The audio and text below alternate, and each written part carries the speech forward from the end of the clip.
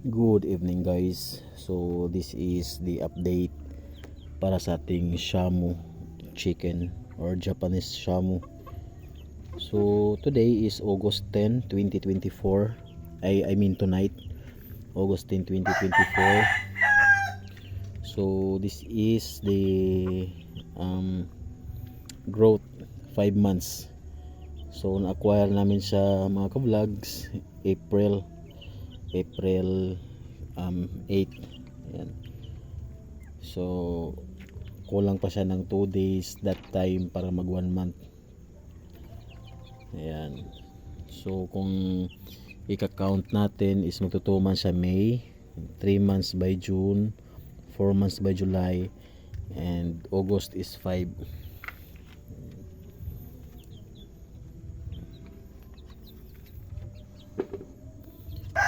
So sukatin natin yung kamay mga ka-vlogs. Ayan.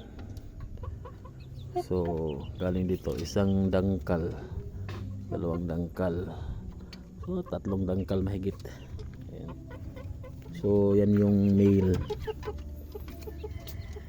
So kanina ko to dapat isushoot pero may lakad kami, kaya ngayong gabi na lang.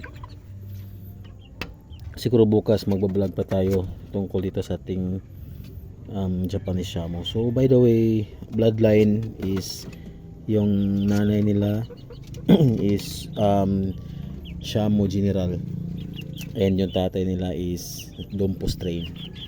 Pero yung Dompo strain na tatay nila, bali yung pinakalolo nila is may lahing Guhan at saka Tanaka. Kaya yung male natin is parang may pagka Tanaka yung kanyang balahibo or yung kanyang itsura. Ayan. So 5 months nagche-change feeding na rin ako. Dry feeding, platinum, Thunderbird platinum yung pinapakain ko sa kanila. And the same time andyan pa rin yung kanilang tubigan, nakahang pa rin yan. So unang lipat ko sa kanila dito sa kulungan nila a month or almost 2 months ago is di pa nila ay saktong-sakto lang nila ma-reach itong kanilang tubigan. Pero ngayon ayan, apaw-apaw na. So yung mga ka-vlogs, and vitamins na gamit ko sa kanila is itong calcium lactate by ano ba to, by Arvet Chem. Ayan. So hindi to paid promotion mga ka-vlogs, pinakita ko lang kung ano yung gamit kong calcium. Mayroon itong B12 yung multivitamins, pero naubos yung agribit na pinagbibilan ko nito is walang stocks, kaya gumamit muna ako ng ibang brand. Ayan, yung B12 na ibang brand by Henry's Laboratories Philippines. So again, hindi rin ito paid promotions, hindi po ako bayad na i-endorse ito, pinapakita ko lang na ito lang yung gamit natin para sa kanila. So ngayon is twice or thrice a week na lang ako nagbibigay sa kanila pareho ng B12 at saka calcium. So yun mga ka-vlogs, mababait yan sila, mga gentle giants yan. So probably next week is ibubukod ko na sila para in preparation sa kanilang breeding. Siguro pag mag 7 months na sila, pwede na yan sila mag-breed. So ayan yung female natin. So code name is Inday, and sa male code name is Bunggoy. Ayan. So naglagay rin ako ng lead bulb para makita nila yung pagkain nila, kasi pinifeed ko sila kahit gabi, pero kung paunti lang. Ayan, DIY rin yung pagkainan ko. So pakita ko sa inyo mga ka-vlogs. So ayun yung itsura ng kanilang kainan. So nung una ko silang nilipat, saktong-sakto lang nila na ma-reach yung pagkainan nila. And after almost 2 months, ayan na. Pag nakatayo sila, lumalampas na sila sa kanilang pagkainan. So sa kabilang kwarto, ayun yung mga kapatid din ng Shamu. So ipapakita rin natin yan sa ibang vlog.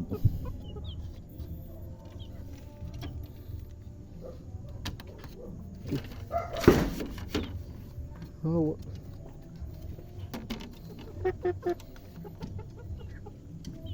Yung tuka nila mga ka-vlogs. Yung kanilang kapatid, kasi magkapatid lang sila. So ito running 2 months. Running 2 months na tong kabilang kwarto. Dito is 5 months. So 3 months mahigit yung kanilang agwat. Ayan. So nagkaroon ako ng problema sa kanila mga ka-vlogs a week ago, kasi sinipon sila. Nung sinipon sila, pinainom ko lang sila or binigyan ko sila ng Amtil. Ayun, pagkatapos mawala yung kanilang sipon, yung pumalit naman is yung bubbles sa kanilang mata.